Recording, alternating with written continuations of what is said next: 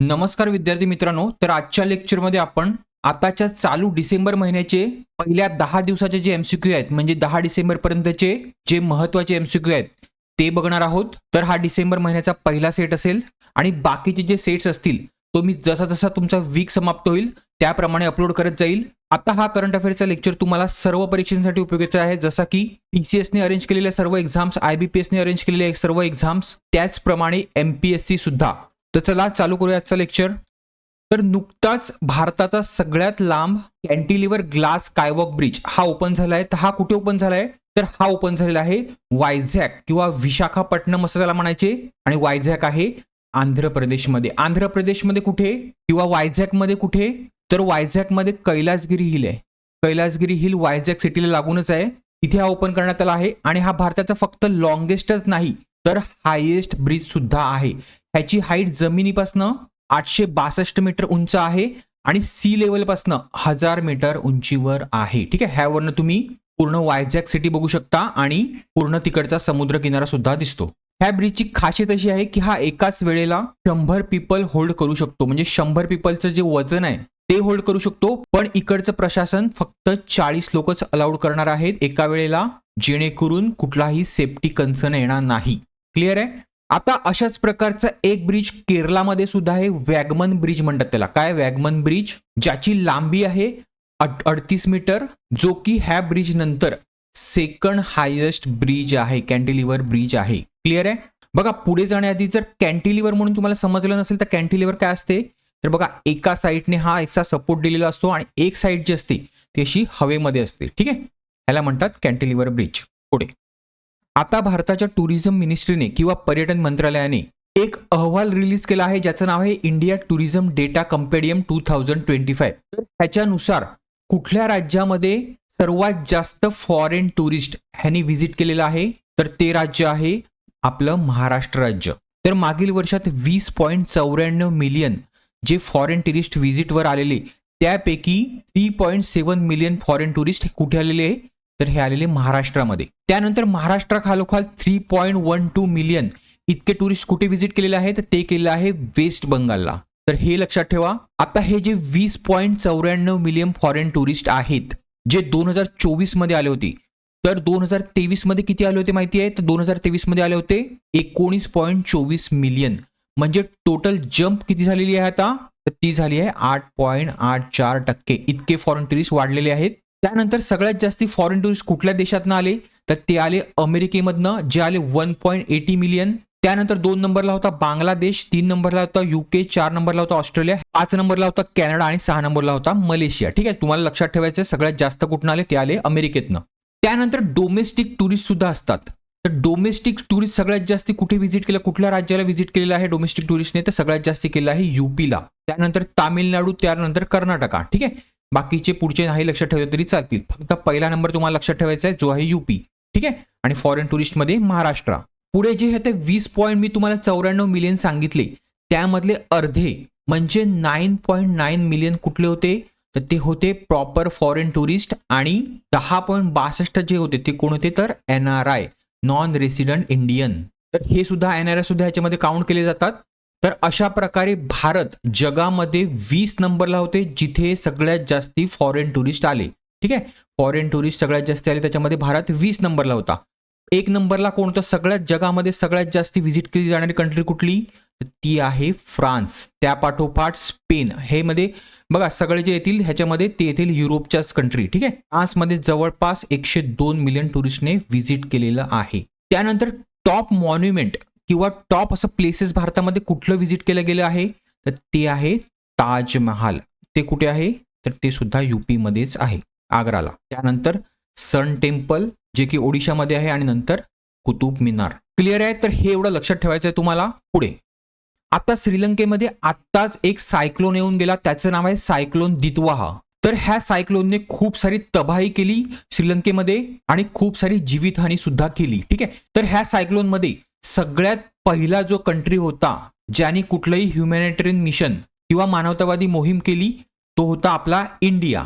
आणि या ह्युमॅनिटेरियन मिशनला एक नाव दिलं गेलं, त्याचं नाव काय आहे, तर त्या ऑपरेशनचं नाव आहे ऑपरेशन सागर बंधू। खूप इम्पॉर्टंट प्रश्न आहे।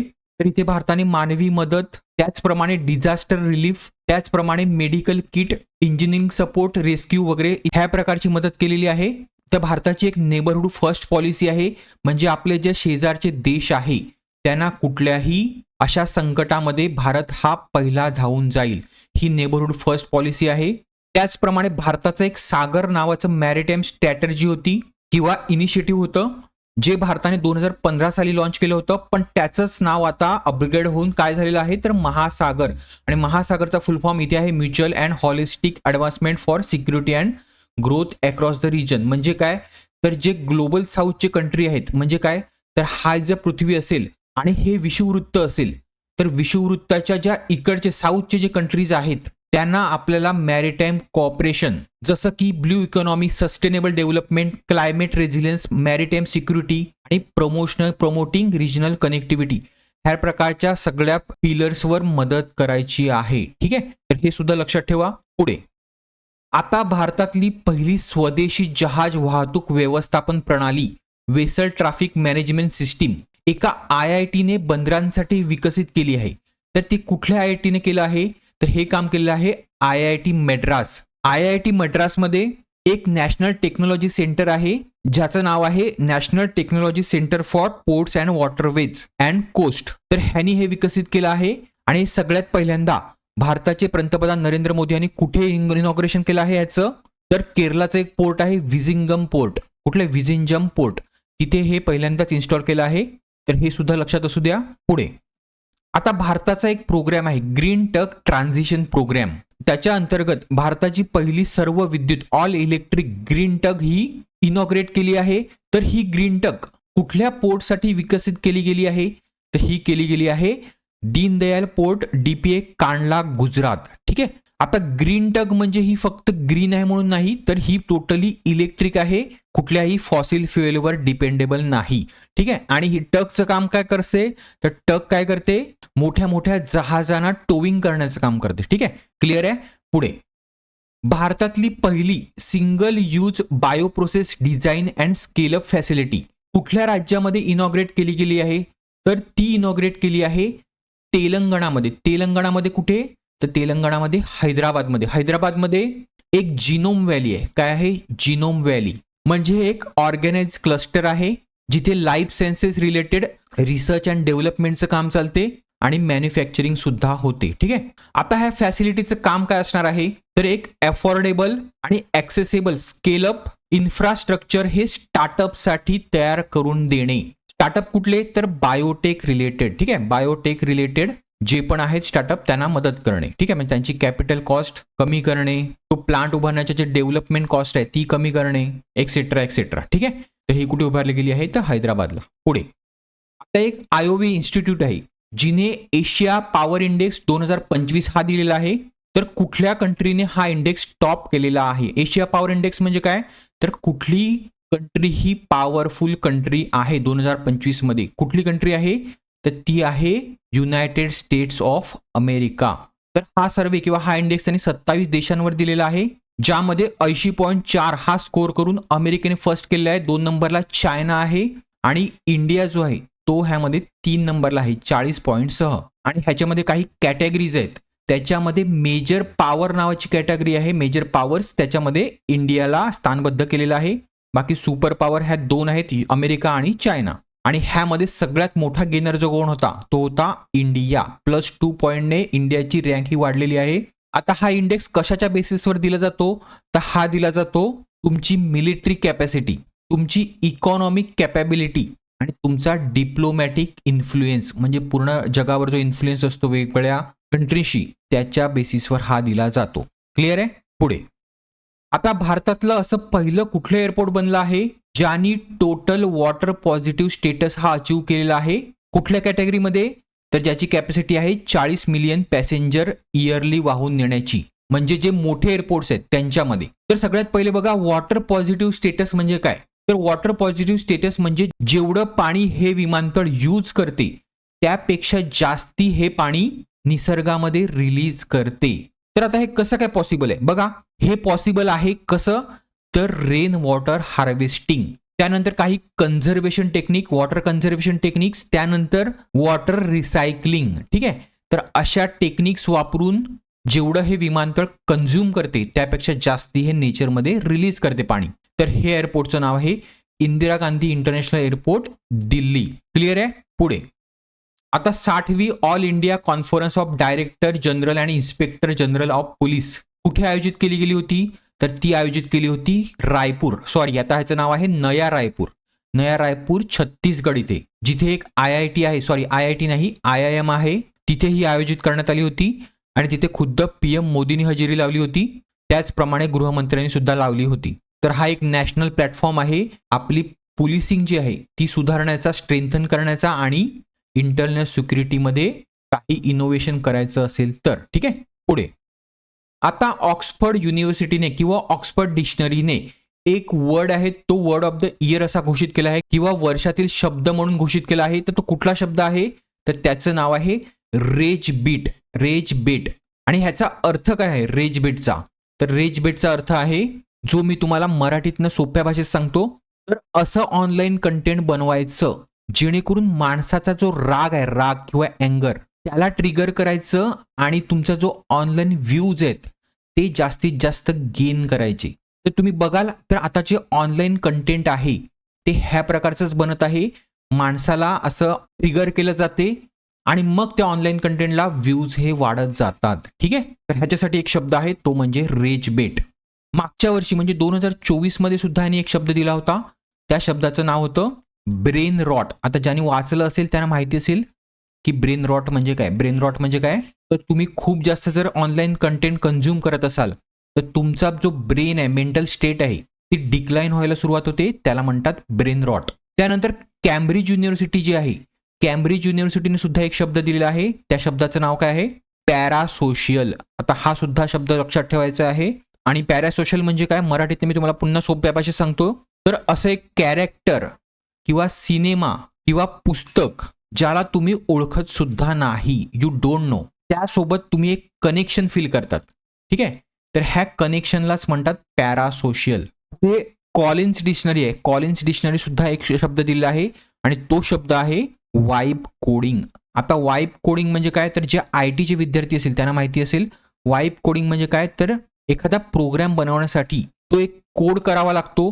तर जो कोड असतो किंवा जी कोडिंग लँग्वेज असते ती डिफिकल्ट असते. पण आता काय झालेलं आहे, वाइब कोडिंग आलेली आहे. वाइब कोडिंग नावाची कन्सेप्ट आलेली आहे. म्हणजे AIच्या मदतीने तुम्ही आता तुमच्या लँग्वेजमध्ये सुद्धा, सिंपल लँग्वेजमध्ये सुद्धा हा कोड करू शकता किंवा हा कोड लिहू शकता. त्याला म्हणतात वाइब कोडिंग. क्लिअर आहे. तर हा आहे रेज बीटचा फुल फॉर्म. तुम्ही पुन्हा एकदा स्टॉप करून वाचू शकता. पुढे 18 फेब्रुवारी 1983 रोजी एक नरसंहार झाला ज्याचं नाव आहे नेली नरसंहार. हा स्वातंत्र्यानंतरच्या भारतात घडलेला एक अत्यंत दुर्दैवी व सामूहिक हिंसाचाराचा प्रसंग पुन्हा चर्चेत आला आहे. कारण का? तर तिथल्या राज्य सरकारने त्या काळातील अशांततेवरील महत्त्वाच्या अहवालाचे पुन्हा एकदा प्रकाशन केलं आहे. तर हा नरसंहार कुठल्या राज्यामध्ये झाला होता? तर बघा 18 फेब्रुवारी 1983 रोजी हा जो नरसंहार चालू झाला होता तो ह्या नेली गावातनं चालू झाला होता आणि हा एक टार्गेटेड कम्युनिटी व्हायलन्स होता. मोस्टली का? तर इलेक्शन्समुळे. तिथे इलेक्शन्स होते आणि इलेक्शन्समध्ये एका पार्टीला कमी मतं भेटल्यामुळे त्याने एक आरोप लावला की हे बाहेरचे लोक येऊन इथे वस्ती झालेले आहेत किंवा घुसखोरी केलेले लोक आहेत, त्यांनी हे अपोजिशन पार्टीला जास्त मतदान केलेलं आहे, म्हणून ज्या दुसऱ्या पार्टीज होती त्यांनी इथे भडकवण्याचं काम केलं आणि ह्या भडकवण्याच्या ह्याच्यामध्ये पब्लिकने मग त्या एका कम्युनिटीला टार्गेट केलं आणि हा नरसंहार घडवण्यात आला, ज्यामध्ये जवळपास 2000 ते 3000 लोक हे मृत्युमुखी पावले. तर हा जो नेली नरसंहार होता हा कुठे घडवण्यात आला होता? तर हा आला होता आसाममध्ये. आणि आता सुद्धा तो पुन्हा एकदा चर्चेत आलेला आहे कारण तिकडच्या सरकारने पुन्हा त्याच्या अहवालाचं प्रकाशन केलं आहे, कारण लवकरच आसामचं सुद्धा इलेक्शन येणार आहे. ठीक आहे. जेव्हा सरकारकडे कुठलंही काम दाखवायला नसते तेव्हा अशा प्रकारचे सरकार जो इतिहास असतो तो उकरून काढायचं काम करत असते.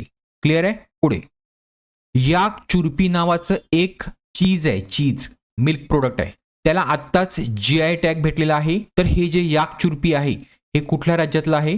तर हे आहे अरुणाचल प्रदेशमधलं, जे की याकच्या दुधापासून भेटते आणि हे स्पेशली अरुणाचलमध्ये हायेस्ट किंवा जे उंचावर जे डिस्ट्रिक्ट आहेत जसे की तवांग, कामेंग अशा डिस्ट्रिक्टमध्ये जे याक आहेत त्याच्यापासून किंवा याकाच्या दुधापासून हे भेटलं जाते. ठीक आहे. किंवा इथे हे प्रोड्यूस केलं जाते.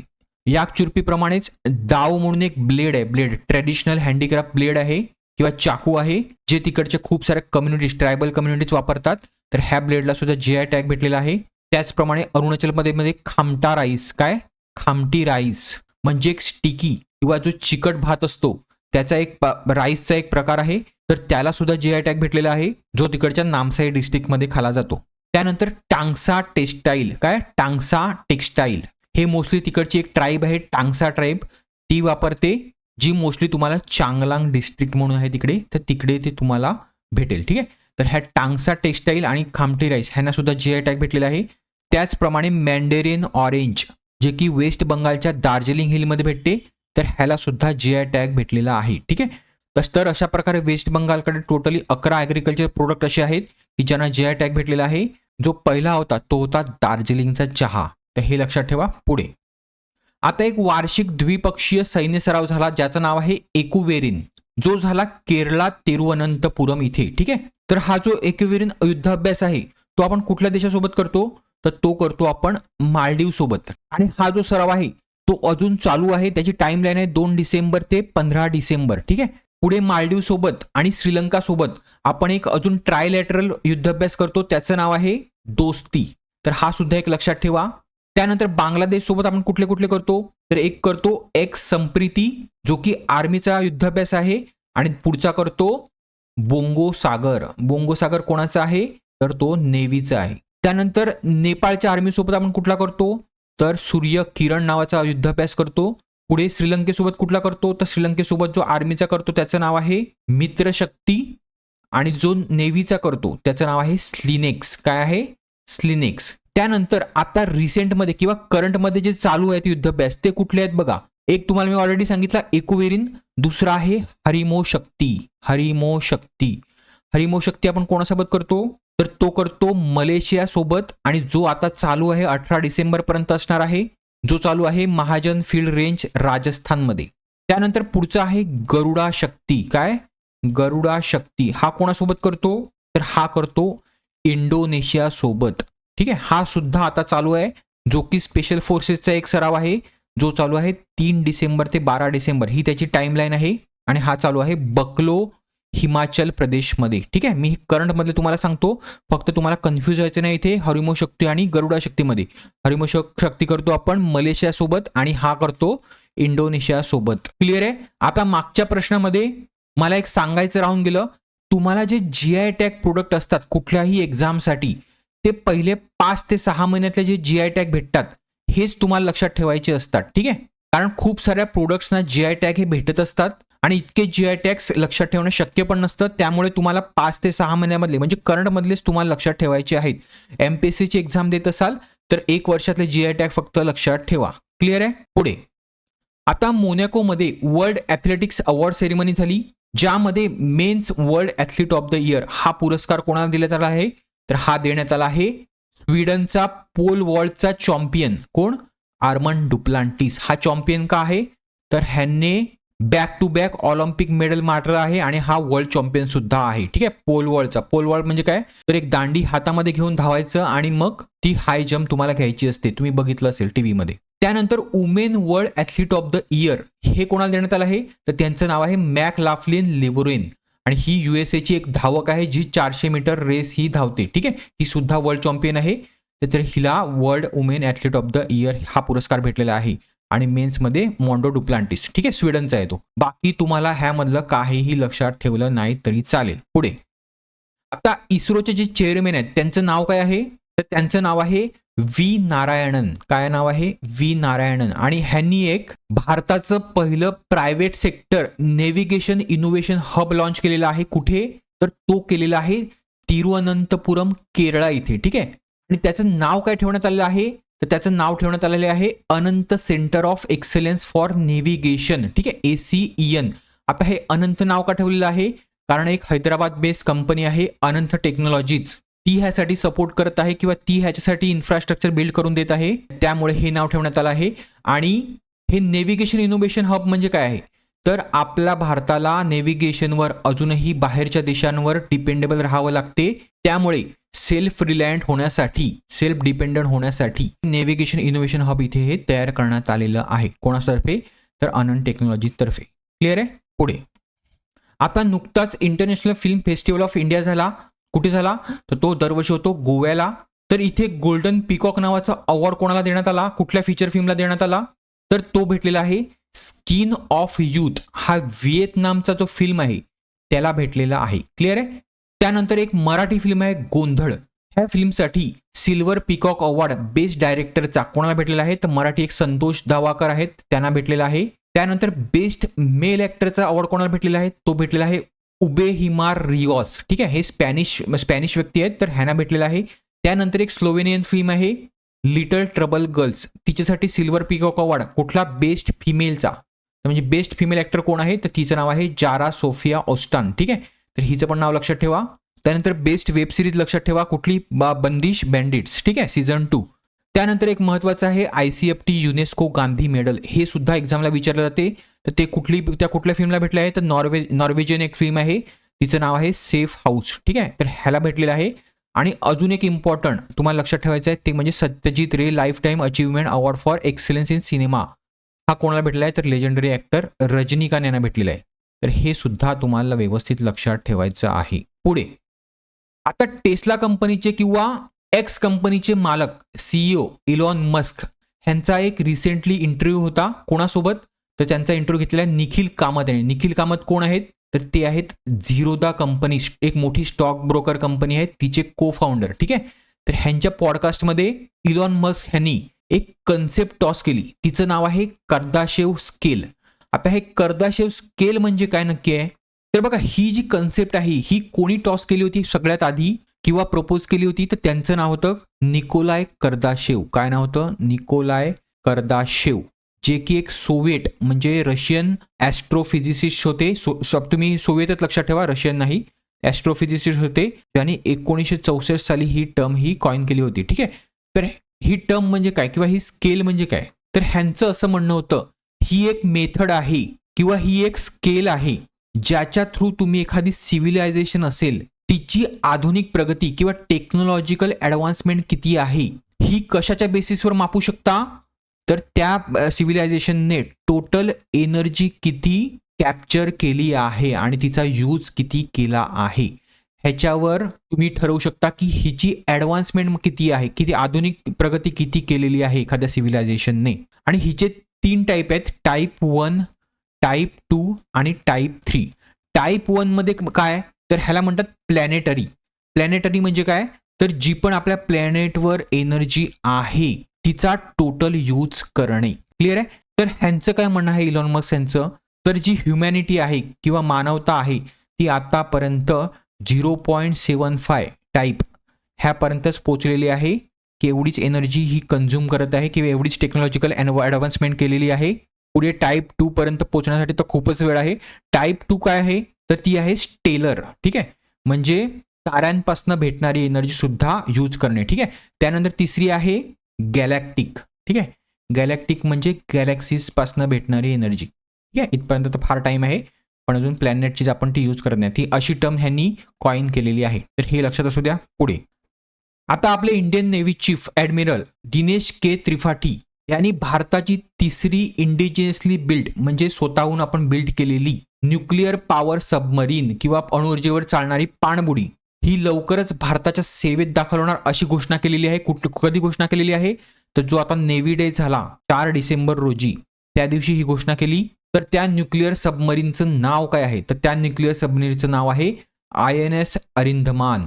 आणि ह्याच्या आधीच्या 2 ज्या होत्या न्यूक्लिअर सबमरीन त्यांचं नाव काय आहे? त्यांचं नाव जर तुम्हाला विचारलं तर त्यांचं नाव आहे, एक आहे INS अरिघाट आणि एक आहे INS अरिहंत. INS अरिहंत जी होती ती सगळ्यात पहिली कमिशन झालेली होती आणि दुसरी जी होती ती INS अरिघाट. INS अरिहंत 2009 मध्ये प्रपोज करण्यात आली होती, पण तिचं लॉन्च कधी झालं होतं? तर 2016 साली लॉन्च झालं होतं.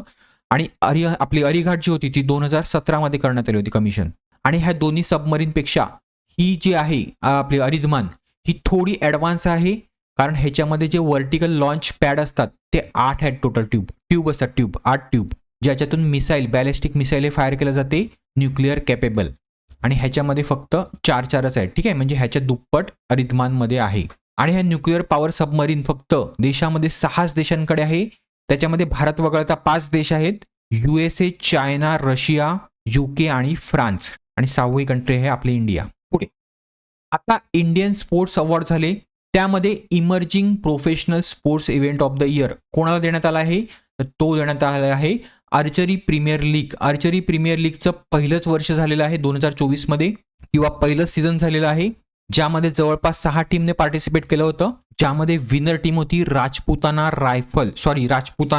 रॉयल. ठीक आहे, कुठली टीम होती ही, राजस्थानची टीम होती, ती विनर टीम होती. तिने कोणाला हरवलं, तर पृथ्वीराज योद्धाच कुठली होती, तर दिल्लीची टीम होती, तिला हरवलं. आणि ह्या पहिला सीझन कुठे झाला होता, तर हा झाला न्यू दिल्ली इथे. तर हे सगळ्यांनी लक्षात ठेवा. आणि ह्या इंडियन स्पोर्ट्स अवॉर्डमध्ये बाकीचे सुद्धा अवॉर्ड्स देण्यात आले. फक्त तुम्हाला इथे लक्षात ठेवायचं आहे की emerging professional sports event of the year, त्यानंतर लाईफ टाईम अचिव्हमेंट अवॉर्ड लक्षात ठेवा, मेल आणि फिमेल मधला पुलेला गोपीचंद आणि PT उषांचा, आणि emerging sports person of the year male आणि sports person of the year female, हे 4 लक्षात ठेवा. क्लिअर आहे. पुढे आता रिझर्व्ह बँक ऑफ इंडियाने 2025 साठी एक लिस्ट दिलेली आहे. कुठली, डोमेस्टिक सिस्टमॅटिकली इम्पॉर्टंट बँक्स, म्हणजे अशा bank too big to fail, म्हणजे ह्या कधीच फेल होऊ शकत नाहीत. आणि जर ह्या फेल झाल्या तर भारतामध्ये फायनान्शियल इन्स्टॅबिलिटी येईल किंवा आपली फायनान्शियल सिस्टीम कोलॅप्स होईल. तर त्यांनी इथे विचारलं की ह्याच्यामधली कुठली बँक नाही आहे, तर ह्याच्यामधली कुठली बँक नाही आहे, तर पंजाब नॅशनल बँक नाही आहे. 3च आहेत, त्या SBI, HDFC आणि ICICI बँक. क्लिअर आहे. तर हे एवढं लक्षात ठेवा. पुढे आता तामिळनाडूच्या 5 प्रोडक्ट्सना GI टॅग भेटलेला आहे, तर ह्याच्यामधलं कुठलं ते प्रोडक्ट नाही आहे, तर कुठलं प्रोडक्ट नाही आहे, तर गोविंदभोग राईस. गोविंदभोग राईस कुठला आहे, तर हा आहे वेस्ट बंगालचा, आणि ह्याला सुद्धा GI टॅगच राईस आहे हा. फक्त हा GI टॅग 2017 मध्ये भेटला होता. आणि जे भेटलेले GI टॅग प्रोडक्ट आहेत तामिळनाडूचे ते हे 5 आहेत. त्यामध्ये एक आहे वरियावर कॉटन साडी, जी तिरुची डिस्ट्रिक्टमध्ये हे केली जाते. त्यानंतर थोयामली राईस, जो एक न्यूट्रिशनल राईस आहे. त्यानंतर कविंडा पडी नाटू सक्करई. ठीक आहे, हे काय आहे, तर हे गुळ आहे, गुळ किंवा जॅगरी पावडर आहे, तर हे सुद्धा आहे. त्यानंतर पुढचं आहे नमक्कल कलचट्टी, तर अशा प्रकारचं एक कुकवेअर आहे जो एका स्टोनपासून बनवला जातो, तर हे सुद्धा लक्षात ठेवा. त्यानंतर पुढचं आहे अंबा समुद्रम चोप्पू सामान, म्हणजे हे एक उडन टॉय आहे, खेळणे आहेत, तर ह्याला सुद्धा भेटलेलं आहे. आता हे जे तामिळनाडूचे जे प्रोडक्ट असतात, तामिळनाडू असून द्या किंवा साऊथचे दुसरे प्रोडक्ट्स, हे थोडे लक्षात ठेवण्यासाठी हार्ड असतात, पण तुम्ही एकदा जर ते वाचलात तर तुम्हाला ते लक्षात ठेवायला सोपं जाईल. क्लिअर आहे. पुढे आता पुढे जाण्याआधी जर तुम्हाला माझ्या 1 वर्षाच्या करंट अफेअर्सच्या नोट्स हव्या असतील, ज्या की इंग्लिश आणि मराठीमध्ये अवेलेबल आहेत, तर त्या तुम्हाला 151 रुपीजमध्ये भेटतील. त्यासोबतच तुम्हाला मी 100+ वेगवेगळ्या TCS एक्झामचे क्वेश्चन पेपर्स हे देणार आहे, जे तुमच्या नॉन टेक सेक्शनसाठी उपयोगाचे आहेत कुठल्याही एक्झामच्या. त्यानंतर तुमच्या पोस्टसाठी जर माझ्याकडे कुठलेही टेक्निकल पेपर्स अवेलेबल असतील तर ते सुद्धा मी ह्यासोबतच तुम्हाला फ्री देणार आहे. त्यानंतर मराठी व्याकरणची माझी एक नोट्स येते, ती तुम्हाला 99 रुपीजमध्ये भेटेल. त्यामध्ये सुद्धा मराठी व्याकरण सर्वच्या सर्व मी कव्हर केलेलं आहे. त्यानंतर जर तुम्ही ठाणे महानगरपालिकेसाठी अभ्यास करत असाल, ठाणे महानगरपालिकेच्या MPW मल्टीपर्पज वर्कर ह्या पोस्टसाठी माझ्याकडे टेक्निकल नोट्स आहेत, प्लस त्याची MCQ बँक सुद्धा आहे, आणि MPWचे 2 पेपर सुद्धा आहेत, क्वेश्चन पेपर्स. तर हे टोटल तुम्हाला 200 रुपीजमध्ये भेटेल. पण ह्या मी ज्या सगळ्या नोट्स मेन्शन केल्या, 1 वर्षाच्या करंट अफेअर्स, MPW नोट्स आणि मराठी व्याकरण, तर हे सर्व तुम्हाला हवं असेल तर ते फक्त तुम्हाला 300 रुपीजमध्येच भेटेल. तर आता हे ऑर्डर कसं करायचं आहे, तर हा QR कोड स्कॅन करून तुम्हाला पेमेंट करायचं आहे, आणि पेमेंटचा ट्रान्झॅक्शन आयडीचा स्क्रीनशॉट जो आहे तुम्हाला ह्या नंबरवर तुम्हाला व्हॉट्सअप करायचा आहे. मग मी तो व्हॉट्सअपचा ट्रान्झॅक्शन आयडी तुमचा व्हेरीफाय करून तुम्हाला ज्या नोट्स आहेत त्या PDFच्या रूपामध्ये सेंड करेल. क्लिअर आहे. पुढे मी लवकरच डेली करंट अफेअर्स सुरू करण्याचा विचार करतोय.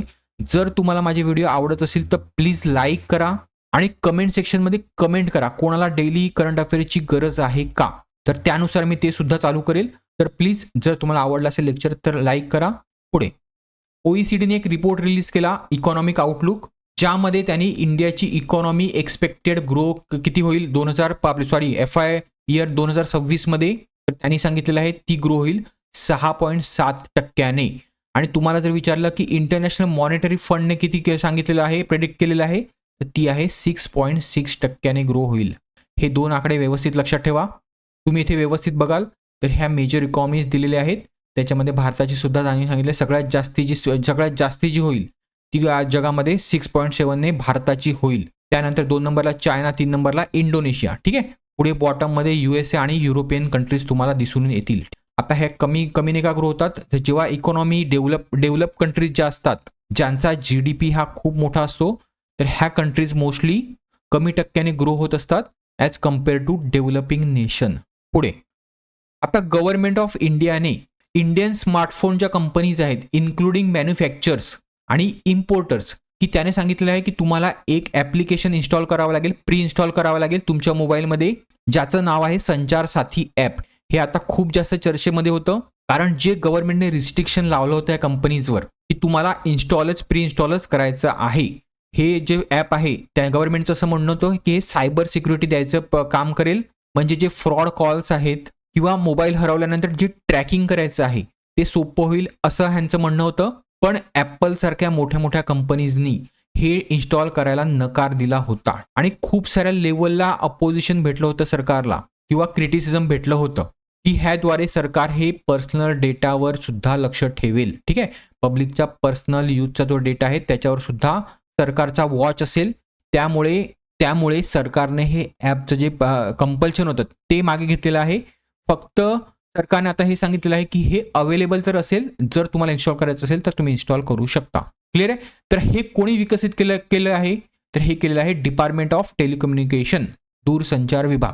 पुढे 2025चा Syed Modi international super 30 badminton tournament, जो की लखनौ उत्तर प्रदेशमध्ये खेळण्यात आला. त्यामध्ये जो मेन सिंगल टायटलचं जे किताब आहे ते कोणी जिंकलेलं आहे, तर ते जिंकलं आहे, त्याचं नाव आहे जेसन गनवान. आणि हा कुठल्या देशाचा प्लेअर आहे, तर हा आहे हाँगकाँगचा प्लेअर.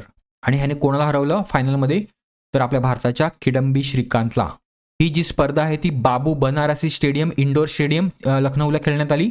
त्यानंतर जपानची एक प्लेअर आहे हिना अकेची, हिने फिमेल किंवा वुमेन्समध्ये सिंगल जिंकलेलं आहे टायटल, तर ही आहे हिना अकेची. त्यानंतर तुम्हाला एक महत्त्वाचं लक्षात ठेवायचं, मेन्स डबल नाही लक्षात ठेवलं तरी चालेल आणि मिक्स डबल लक्षात नाही ठेवलं तरी चालेल.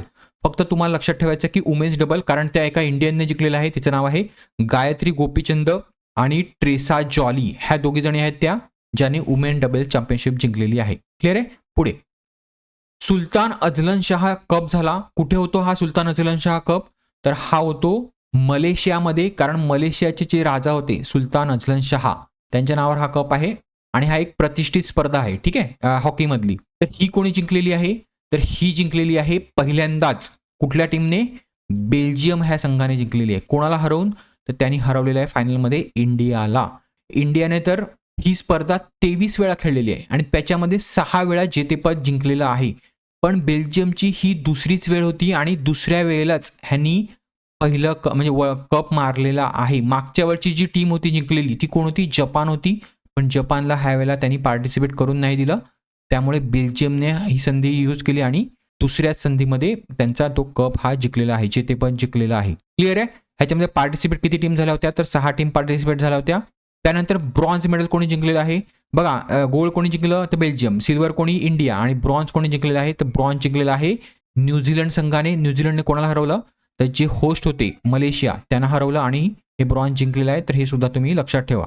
तर ही बघा, ही इथे रँकिंग दिलेली आहे. पुढे आता एक इंडेक्स आलेला आहे women peace and security index 2025-26. त्याच्यामध्ये कुठल्या कंट्रीने टॉप केलेलं आहे, म्हणजे कुठली कंट्री एक सेफ कंट्री आहे किंवा बेस्ट कंट्री आहे कोणासाठी, महिलांसाठी. तर ती कुठली कंट्री आहे, तर ती कंट्री आहे डेन्मार्क. ह्या ज्या स्कॅन्डिनेव्हियन कंट्रीज असतात ह्यांच्यामध्ये नेहमी ह्या तुम्हाला टॉप दिसतील प्रत्येक इंडेक्समध्ये. क्लिअर आहे.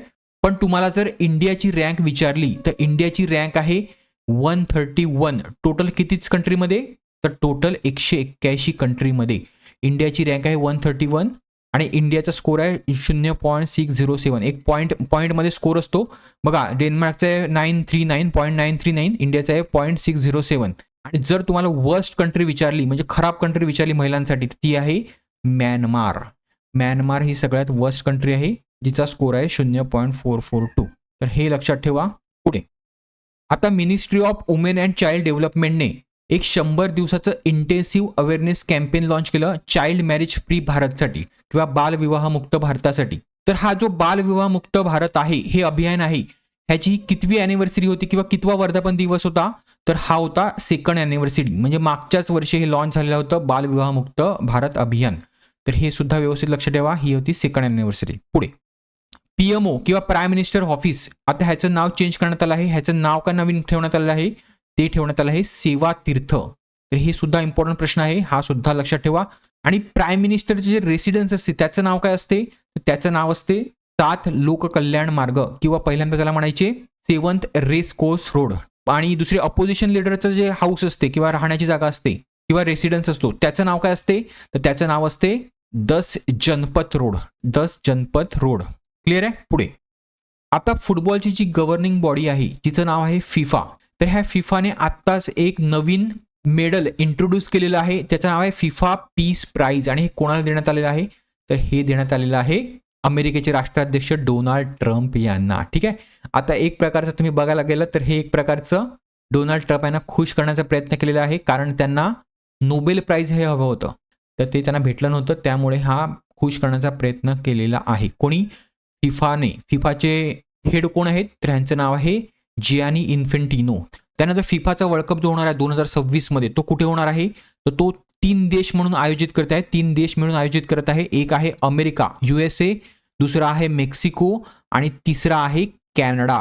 ह्यामध्ये जो मेक्सिको देश आहे तो एखादा वर्ल्ड कप किंवा फिफाचा जो वर्ल्ड कप आहे तो तिसऱ्यांदा आयोजित करत आहे किंवा को आयोजित करत आहे, म्हणजे दुसरे कंट्रीज मिळून आयोजित करत आहे. ठीक आहे, तिसऱ्यांदा करत आहे. आणि हा जगातला एकमेव देश आहे मेक्सिको, हे सुद्धा लक्षात ठेवा. ह्यामधला जो कॅनडा आहे तो पहिल्यांदाच असं को आयोजित करत आहे, अमेरिकेने ऑलरेडी केलेलं आहे त्यांच्या देशामध्ये. क्लिअर आहे. पुढे आता कुठल्या कंपनीला गव्हर्नमेंट ऑफ इंडियातर्फे नवरत्न स्टेटस हा प्राप्त झालेला आहे, तर कुठली कंपनी आहे ती, त्या कंपनीचं नाव आहे नुमालीगड रिफायनरी. आणि ही कुठे आहे नुमालीगड रिफायनरी, तर ही आहे आसाममध्ये. आता हे नवरत्न, मिनिरत्न, महारत्न हे काय असते, तर सगळ्यात आधी पहिल्यांदा लक्षात घ्या CPSC आणि CPSU. ठीक आहे, म्हणजे PSC आणि PSU ह्याच्यामध्ये काय फरक आहे नक्की, किंवा पब्लिक सर्व्हिस अंडरटेकिंग आणि पब्लिक सर्व्हिस एंटरप्राइजेस ह्याच्यामध्ये नक्की काय फरक आहे. तर जे CPSU किंवा पब्लिक अंडरटेकिंग असतात ह्या फुल्ली ओन्ड बाय गव्हर्नमेंट असतात आणि मॅनेज बाय गव्हर्नमेंट असतात. जसं की पोस्ट आलं, डिफेन्स आलं आणि काही बँक्स आल्या. त्याचप्रमाणे PSC म्हणजे पब्लिक सर्व्हिस एंटरप्राइजेस म्हणजे काय असते, तर ह्या सुद्धा ओन बाय गव्हर्नमेंटच असतात, पण ह्याच्यामध्ये गव्हर्नमेंटचा स्टेक किती असतो, तर 51% पेक्षा जास्त. क्लिअर आहे. आणि ह्याच्यामध्ये कुठल्या कुठल्या कंपनी आल्या, तर भेल सारखी कंपनी आली, सेल आली, HP आली, HPCL आली. तर ह्या अशा कंपन्या ह्याला म्हणतात PSC. आणि आपण खालच्या बघितलं त्यांना म्हणतात पब्लिक सर्व्हिस अंडरटेकिंग्स. हे क्लिअर आहे.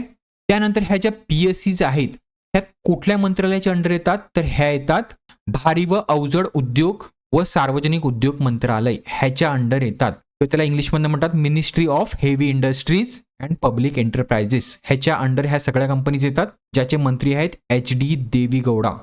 काय नाव आहे, सॉरी HD कुमारस्वामी. आणि हे कोणाचे पुत्र आहेत, ते HD देवेगौडाचे आहेत.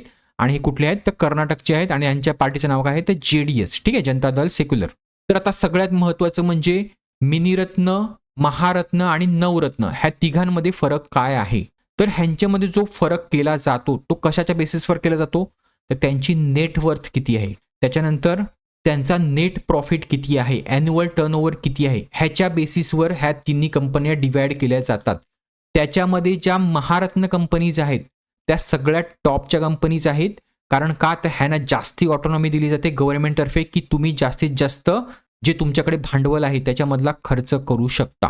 त्याच्यानंतर आहे नवरत्न कंपनीज आणि त्याच्यानंतर आहे मिनिरत्न. मिनिरत्नेमध्ये पण 2 कॅटेगरी येतात, कॅटेगरी 1 आणि कॅटेगरी 2. तर मी इथे ह्या टेबलमध्ये व्यवस्थित दिलेलं आहे. ज्या महारत्न कंपनीज असतात ज्या आताच्या घडीला किती आहेत, टोटल देशामध्ये 14 आहेत. लेटेस्ट जी झाली होती तिचं नाव आहे हिंदुस्तान एरोनॉटिक्स लिमिटेड किंवा HAL. ही झाली होती ऑक्टोबरमध्ये. तर ह्या कंपनीचा जो ॲन्युअल नेट प्रॉफिट असतो तो 2,500 करोडच्या वरती पाहिजे 3 वर्षामधला एव्हरेज ॲन्युअल नेट प्रॉफिट.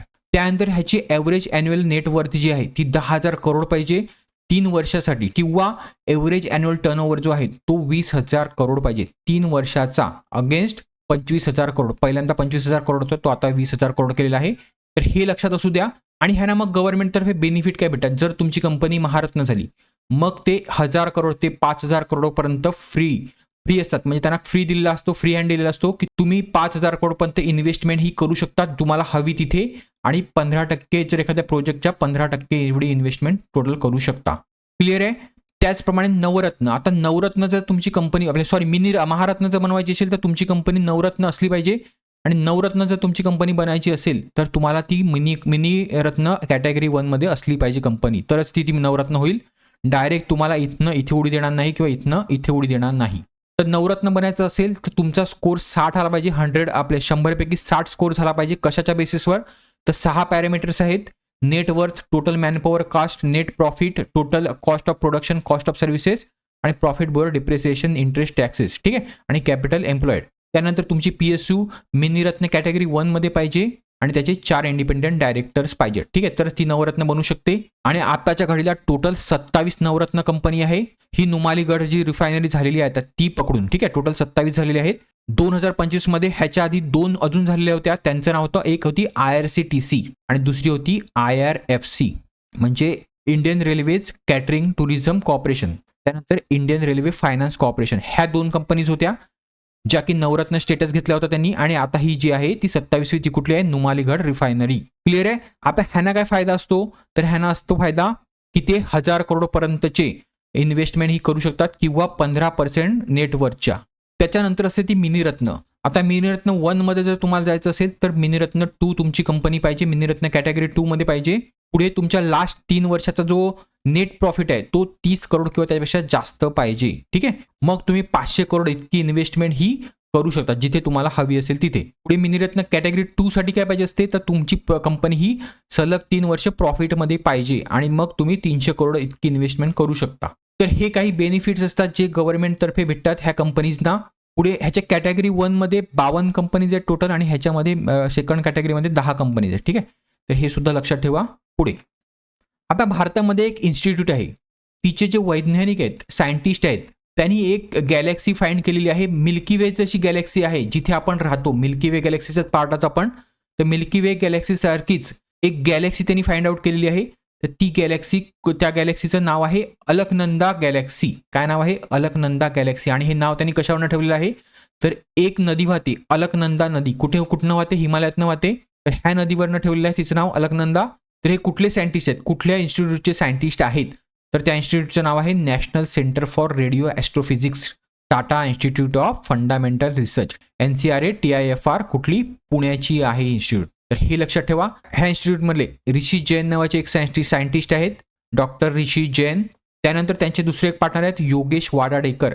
यांनी जेम्स वेब टेलिस्कोप हिच्या मदतीने ही गॅलेक्सी फाइंड आउट केलेली आहे. आणि हे इतकं इझी टास्क नव्हतं, त्यांनी खूप सारी मेहनत करून ही फाइंड आउट केलेली आहे, जी की 12 मिलियन इयर्स मागे आहे आपल्या. किती? 12 मिलियन इयर्स. आता हे मी मागे का सांगतो किंवा भूतकाळात का सांगतोय? कारण बघा, एक सिंपल एक्झाम्पल देतो. जर हा सन असेल आणि ही पृथ्वी असेल, तर जे सनचे रेज असतात, लाईट असते, ती पृथ्वीवर पोहोचण्यासाठी जवळपास 8 मिनिट लागतात. म्हणजे सन किती लांब आहे आपल्यापासून? 150 मिलियन किलोमीटर लांब आहे. ह्याचाच अर्थ काय आहे की सन आपला जेव्हा दिसतो तेव्हा तो 8 मिनिटं उशिरा दिसतो, म्हणजे मागे दिसतो. ठीक आहे. त्याची लाईट जी दिसते ती. त्याचप्रमाणे आपल्या सोलर सिस्टीमच्या बाहेरचा जो सगळ्यात जवळचा स्टार आहे त्याचं नाव आहे प्रॉक्झिमा सेंच्युरी. हा आपल्या पृथ्वीपासून 4 वर्ष मागे आहे. तर अशा प्रकारे तुम्ही जर बघायला गेलात तर ही जी अलकनंदा गॅलेक्सी आहे ही आपल्यापेक्षा 12 बिलियन इयर्स ॲगो म्हणजे पाठी आहे. ठीक आहे. किती? 12 बिलियन ॲगो. क्लिअर आहे. चला, जास्त डीपमध्ये जायला नको. पुढे United Nation Educational Scientific Cultural Organisation म्हणजे युनेस्कोने इंडियाला पुन्हा त्याच्या एक्झिक्युटिव्ह बोर्डमध्ये रिइलेक्ट केलेलं आहे. तर हे कुठल्या टर्मसाठी रिइलेक्ट केलं आहे? तर ते टर्म आहे 2025 ते 29. पुढे आता एक वाक्यप्रचार आहे किंवा कॅच फ्रेज आहे, तिला एक अवॉर्ड भेटलेला आहे, catch phrase of the year. जी कॅच फ्रेज आहे work work work and work. तर ही कॅच फ्रेज कोणी दिलेली आहे किंवा हा वाक्यप्रचार कोणी दिलेला आहे? तर तो दिला आहे जपानच्या प्राईम मिनिस्टर सेने टाकियाचीनी. कोणी? सेने टाकियाची. जपानच्या प्राईम मिनिस्टर आहेत, तर ह्यांनी ही टर्म कॉइन केलेली आहे. क्लिअर आहे. पुढे आता एक गर्ग इनिशिएटिव्ह आहे. काय? गर्ग इनिशिएटिव्ह म्हणजे global indices for reforms and growth, ज्याचं काम आहे 26 जे ग्लोबल इंडायसिस आहेत त्यांना मॉनिटर करायचं आणि गॅप्स जे आहेत ते आयडेंटिफाय करायचे, टोटल डेटाचा अभ्यास करायचा आणि त्याचे गॅप्स जे आहेत की आपली रँक का कमी होत आहे ग्लोबल इंडायसेसवर. उदाहरणार्थ हॅपीनेस रिपोर्ट, डेमोक्रेसीचे काही रिपोर्ट्स असतात, ते जे इंडेक्स येतात त्याच्यामध्ये आपली रँक का कमी होत आहे आणि त्या गॅप्सचा अभ्यास करून आपली रँक कशी वाढवता येईल तर हे बघायचं. ही एक इंटर मिनिस्टरियल कोऑर्डिनेशन ग्रुप आहे, म्हणजे ज्या मिनिस्ट्री आहेत आपल्या, टोटल 17 मिनिस्ट्री आहेत, तर ह्यांचा एक ग्रुप बनवलेला आहे जे इकॉनॉमिक डेव्हलपमेंट आणि गव्हर्नर रिलेटेड जे पण इंडेक्स आहेत त्यांना मॉनिटर करतील. तर ह्याला म्हणतात गर्ग इनिशिएटिव्ह. तर ह्याची जी सेंट्रल कोऑर्डिनेटिंग बॉडी आहे किंवा मेन जी बॉडी आहे ती कोण आहे तर तिचं नाव आहे DMEO, नीती आयोगची. ठीक आहे, नीती आयोगमध्ये एक त्यांनी ऑफिस तयार केलेलं आहे, DMEO, development monitoring and evaluation office. तर हे लक्षात ठेवा. पुढे आता गरुडा शक्ती नावाचा एक युद्धाभ्यास झाला, तो कोणासोबत झाला तर तो झाला आपला इंडोनेशिया सोबत. आणि मी तुम्हाला मगाशी सांगितलेलं आहे इंडोनेशिया सोबत कुठला झाला. त्यानंतर हरिमो शक्ती कोणासोबत झाला, जो झाला मलेशिया सोबत. त्यानंतर थायलंड सोबत कुठला होतो आपला तर मैत्री नावाचा युद्धाभ्यास होतो. लाओस सोबत कुठलाही होत नाही, सिंगापूर सोबत हरिमो शक्ती होतो. क्लिअर आहे. पुढे आता गव्हर्नमेंटने अर्थवेक डिझाईन कोड नवीन रिलीज केला आहे. कोणाच्या मदतीने, ब्युरो ऑफ इंडियन स्टँडर्ड्स. तर कुठलं असं भारतातलं रिजन आहे ते हायेस्ट रिस्क सिझमिक झोन 6 मध्ये फर्स्ट टाइम इन्क्लूड केलेलं आहे. तर बघा पहिल्यांदा जे झोन होते ते टोटल 5 झोन होते, पण त्यांनी आता नवीन झोन तयार केलेला आहे. ठीक आहे, त्याचं नाव आहे 6वा झोन. आणि हा झोन जो आहे तो सगळ्यात हायेस्ट रिस्क वाला झोन आहे, म्हणजे इथे भूकंप होण्याची जास्तीत जास्त रिस्क आहे. कारण का तर जी इंडियन प्लेट आहे ती इथे युरेशियन प्लेट सोबत इथे कनेक्ट होते. ठीक आहे, घासते. त्यामुळे इथे जास्ती तुम्हाला नेपाळ वगैरे ह्या देशामध्ये जास्ती भूकंपाच्या ऍक्टिव्हिटीज बघायला भेटतील. पहिल्यांदा ही जी आर्क होती ती कुठे होती समाविष्ट, कुठल्या झोनमध्ये होती तर पहिले ती 4 आणि 5 मध्ये डिवायडेड होती. पण आता त्यांनी स्पेशल एक झोन तयार केलेला आहे, झोन 6, त्याच्यामध्ये ही टाकलेली आहे, त्याचं नाव आहे हिमालयन आर्क. भूकंप इथे जास्ती होतात. आता ह्याचा फायदा काय होईल तर ह्याच्यानुसार जे पण कन्स्ट्रक्शन होईल इथे ह्या एरियामध्ये, ह्या आर्कमध्ये, ते कन्स्ट्रक्शन तिकडचा जो टेक्टॉनिक स्ट्रेस आहे ते झेलण्यासाठी कॅपेबल असेल, तर अशा टाईपचं कन्स्ट्रक्शन तिथे केलं जाईल, तिथे असा बिल्डिंग कोड लागू केला जाईल. क्लिअर आहे. पुढे आता भारतातली पहिली अशी कुठली पेमेंट बँक आहे जिचं स्मॉल फायनान्स बँकमध्ये तिचं RBIने रूपांतर केलेलं आहे. आता पेमेंट बँक आणि RBI आपले स्मॉल फायनान्स बँकमध्ये काय फरक असतो तर बघा, पेमेंट बँकचं काम काय आहे तर डिजिटल पेमेंट्स, रेमिटन्सेस किंवा स्मॉल लेवलचे सेव्हिंग अकाउंट्स हे ओपन करणं. पण पेमेंट बँकचा सगळ्यात आणि ह्या दोघांमधला एक सगळ्यात मोठा फरक म्हणजे काय तर जी पेमेंट बँक असते ती तुम्हाला क्रेडिट किंवा लोन देऊ शकत नाही. जर स्मॉल फायनान्स बँक असेल तर ती तुम्हाला लोन देऊ शकते. हा सगळ्यात मोठा फरक आहे. बाकी जे इंटरनेट बँकिंग वगैरे हे दोन्ही ठिकाणी असतं.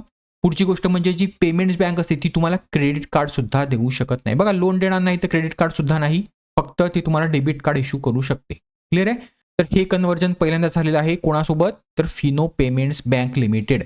फिनो पेमेंट्स बँक आता स्मॉल फायनान्स बँक झालेली आहे. क्लिअर आहे. पुढे पाकिस्तानच्या सरकारने एक त्यांच्या कॉन्स्टिट्यूशनमध्ये अमेंडमेंट आणलेलं आहे आणि एक नवीन पोस्ट इस्टॅब्लिश केलेली आहे जिचं नाव आहे चीफ ऑफ डिफेन्स फोर्सेस. ठीक आहे, आपलं एक CDS नावाचा पोस्ट असते, चीफ ऑफ डिफेन्स स्टाफ. जी पोस्ट काय करते किंवा जे पद आहे किंवा CDS आहे तो काय करतो तर जे तिन्ही आपले आर्म्स आहेत, आर्मी, नेव्ही आणि एअरफोर्स, ह्या तिघांना एकत्र एक प्लॅटफॉर्म देतो. त्याचप्रमाणे आता पाकिस्तानने सुद्धा केलेलं आहे चीफ ऑफ डिफेन्स फोर्सेस. तर हे पहिले चीफ ऑफ डिफेन्स फोर्सेस कोण झालेले आहेत हे झालेले आहेत तिकडचे सैन्य प्रमुख, त्यांचं नाव आहे फील्ड मार्शल असीम मुनीर. तर हा सुद्धा एक इम्पॉर्टंट प्रश्न आहे, लक्षात ठेवायचा आहे. आता जे हँडीक्राफ्ट असते किंवा हस्तकला असते त्याच्यातला एक सर्वोच्च सन्मान असतो, त्याचं नाव आहे शिल्पगुरू अवॉर्ड्स. तर नुकताच 2023 आणि 24 साठी हा अवॉर्ड देण्यात आला. त्यांनी इथे विचारलंय की ह्याच्यामध्ये कुठली स्टेटमेंट करेक्ट नाहीये ह्या अवॉर्डच्या संबंधित. तर शिल्पगुरू अवॉर्ड्स वेअर इंट्रोड्यूस इन 2002, हो 2002 मध्ये इंट्रोड्यूस झाला. त्यानंतर ह्याची जी कॅश प्राइज आहे ती 5 लाख नाहीये, ती किती आहे तर 2 लाख आहे. आणि एक गोल्ड कॉइन दिला जातो आणि शाल दिली जाते आणि एक सन्मान चिन्ह दिलं जाते. ठीक आहे, तर हे उत्तर आहे तुमचं. त्यानंतर Ajit Kumar Das was a honour Shilpguru award 2023 in the craft category and printed textile, हे सुद्धा बरोबर आहे.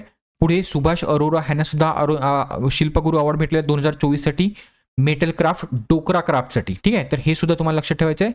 दोघांची नावं तुम्हाला लक्षात ठेवायची आहे. तर हे सुद्धा बरोबर आहे. तुमचं उत्तर आहे B. तर हा अवॉर्ड जो होता तो जो नॅशनल हँडीक्राफ्ट वीक असतो जो कधी झाला तर 8 ते 14 डिसेंबर ह्या टाईममध्ये असतो, तर ह्याच्यामध्ये हा अवॉर्ड देण्यात आला. तर हे आहे 2023चे शिल्पगुरू अवॉर्डची नावं आणि हे 2024चे आहेत. क्लिअर आहे. तर हे फक्त वाचून घ्या एकदा, डोळ्याखालून घालवा. पुढे आता खेलो इंडिया युनिव्हर्सिटी गेम 2025 झाले. कुठे झाले? तर जयपूर राजस्थानमध्ये. तर ह्या गेम्समध्ये कुठल्या युनिव्हर्सिटीने टॉप केलेला आहे? तर कुठल्या युनिव्हर्सिटीने केलं आहे? तर त्या युनिव्हर्सिटीचं नाव आहे चंदीगड युनिव्हर्सिटी. पुढे सेकंड रँकला राहिली लवली प्रोफेशनल युनिव्हर्सिटी जी आहे पंजाबमध्येच. नंतर गुरु नानक देव युनिव्हर्सिटी जी आहे अमृतसर म्हणजे पंजाबचीच. त्यानंतर चौथ्या नंबरला राहिली जैन युनिव्हर्सिटी. कुठली? कर्नाटकाची. पुढे ह्यामध्ये महाराष्ट्रातला युनिव्हर्सिटी बघाल तर सावित्रीबाई फुले पुणे युनिव्हर्सिटी आहे आणि शिवाजी युनिव्हर्सिटी आहे. पुढे 2026चे हे गेम्स जे आहेत ते मोस्ट लाईकली कुठे होणार, कुठे होतील? ते तेलंगणामध्ये होतील. ठीक आहे, अजून फिक्स नाही आहे पण होतील. पुढे इंडिया इंटरनॅशनल सायन्स फेस्टिवल कुठे होत आहे किंवा कुठे झाला आहे? 5 ते 9 डिसेंबरमध्ये होता. तो कुठे झाला? तर हरियाणामध्ये पंचकुलाला. आणि हा अरेंज कोणी केला होता? तर मिनिस्ट्री ऑफ अर्थ सायन्सने केला होता. आणि दुसरा Indian institute of tropical metrology Pune, ह्या दोघांनी मिळून अरेंज केलेला होता.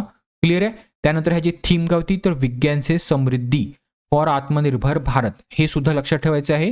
पुढे आता हरिमो शक्तीबद्दल मी तुम्हाला ऑलरेडी सांगितलेलं आहे. कोणासोबत होतो हरिमो शक्ती? तर तो होतो मलेशिया सोबत.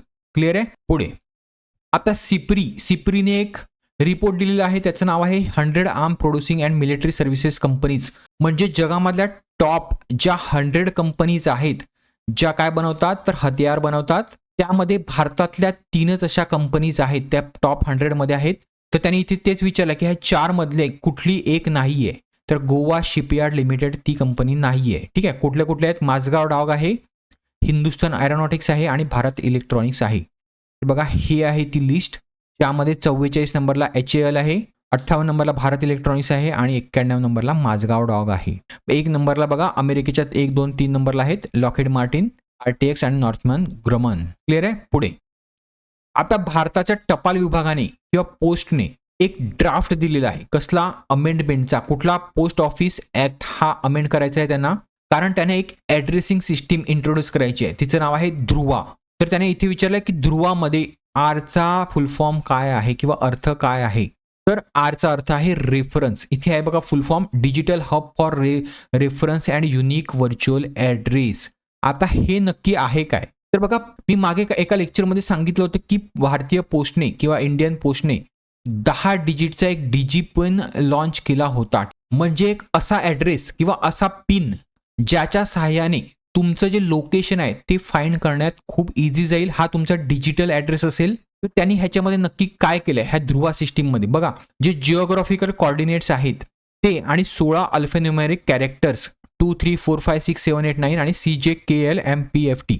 तर हे ह्या प्रकारे असे ते डिवाइड केलेले आहे. ठीक आहे. त्याच्यानंतर लेवल फर्स्ट सुद्धा अशाच प्रकारे डिवाइड केलेली आहे बघा.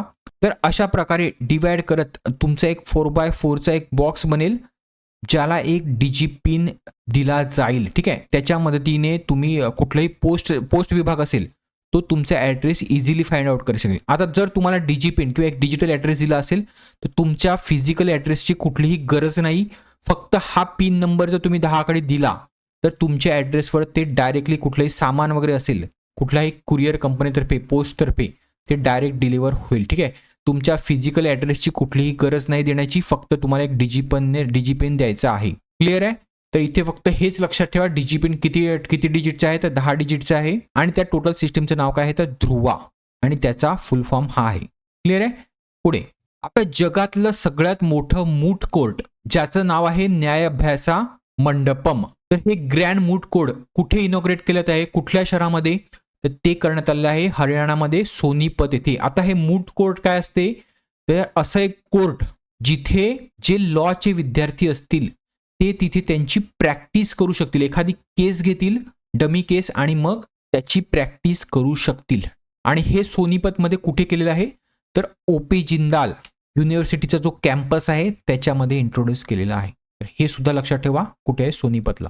तर चला होप करतो तुम्हाला हा व्हिडिओ आवडला असेल आणि आवडला असेल तर प्लीज लाईक करायला विसरू नका, व्हिडिओला शेअर करायला विसरू नका आणि चॅनलला सबस्क्राईब करायला विसरू नका. त्याचप्रमाणे V2 अकॅडमीच्या टेलिग्राम चॅनलला सुद्धा जॉईन करायला विसरू नका. त्याची लिंक जी आहे ती डिस्क्रिप्शन बॉक्समध्ये तुम्हाला भेटेल. थँक्यू.